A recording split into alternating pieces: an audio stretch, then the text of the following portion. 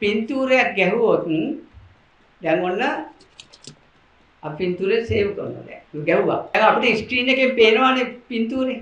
Lens එකේ නෑනේ. දැන් ලෙන්ස් එකට හම්බෙන්නේ නෑනේ පින්තූරේ. නේද? මේ කා ගැනද කතා කරන්නේ? මේ කතා කරන්නේ ඔබ ගැන. ඔබලගේ ඇහෙන් පින්තූර ගන්නවා හැමතිස්සෙම මේ ફોකස් කරනවා. මේ ඇහැ ફોකස් වෙන්නේ නැද්ද? රෑ දවල්ට ફોකස් වෙනවා ඒ අවස්ථාවලට. ඒ ආලෝක වලට අනුව. කැමරාවත් එහෙමයි. කොහෙන් අර කැමරාවේ අර දැන් ෆෝන් එක අපි මේ පැත්තට බලුවාම පේන පින්තූරේ කොහෙන් අර කැමරාවේ නෑනේ બોලේ. නේද? කැමරාවේ නෑ. දැන් මේ මොකද්ද කියන්නේ? අමාරු. කැමරාවට හම්බෙච්ච රූපයේ අයිතිය ගිහිල්ලා තියෙන්නේ කැමරාව ළඟටද මේ පැත්තෙන් පේන ස්ක්‍රීන් එකට. එතකොට අර කවදාක්වත් අර කැමරාවට අර රූපේ හම්බෙලා තියෙනවද? කවදාක්වත් හම්බෙලා නැහැ. හම්බෙයිද කවදාද ඔම යනකොට? වෙන්නේ නැහැ. ඉතින් ඔයගලන් ගැන ඔය කතා කරන්නේ නේද? දැන් එතකොට රූපයයි මෙන්න මේ කැමරාවයි ඒ අපිට පේන පින්තූරේ ස්ක්‍රීන් එකෙන් නේද?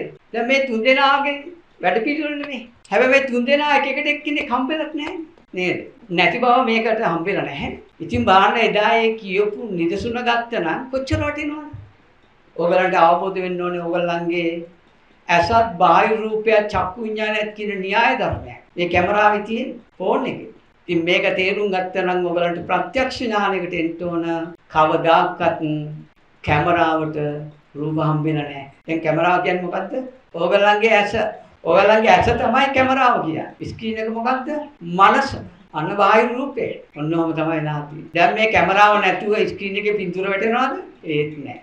රූපේ නැත්තම් ඒත් නැහැ. මේ තුනම තියෙන්නේ නැත්තම් නේද? මේ වෙන සිදුවීම මේ එකකටවත් හම්බෙලා තියනවද? ඒත් නැහැ. නැති බව අවබෝධ කරගන්නේ කොහොමද? අර තුනට පුළුවන් ද මේක අවබෝධ කරගන්න? බෑ. කැමරාවට බෑ. කැමරාවට බාහිර රූපේ පේන්නේ නැති බව අවබෝධ කරගන්න කැමරාවට බෑ. හොඳද? එතකොට බාහිර රූපය නෙමෙයි දැන් මේ ස්ක්‍රීන් එකේ තියෙන්නේ. නේද? බාහිර රූපය ස්ක්‍රීන් එකේ තියෙනවා නම් බාහිර තියෙන එක නැති වෙලා යන්න බෑ. ඒක වෙන්නේත් නැහැ නේද? දැන් එතකොට මේ තුන්දෙනාගේ වෙන සිදුවීම් තුන කාටද හම්බෙන්නේ? කාටවත් හම්බෙන්නේ නැහැ. හම්බෙන්නේ නැති බව අවබෝධ කරගන්නේ කවුද?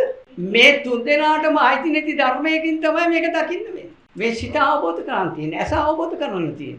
ඒකට කියනවා ප්‍රඥාව කියලා. දැන් මෙච්චර කාලයක් ඕගොල්ලන් මේ රූප දැක්ක දේවල් නේද? මෙහෙම සිදුවීමක් කරනවා කියලා බුදුහාමුදුරුවෝ කියන්න කලින් කවුද දැනගෙන හිටියේ? එහෙම එකක් නෑ. දැක්ක රූප තියනවා කියලා තමයි ඕගොල්ලන් ගන්නෙ.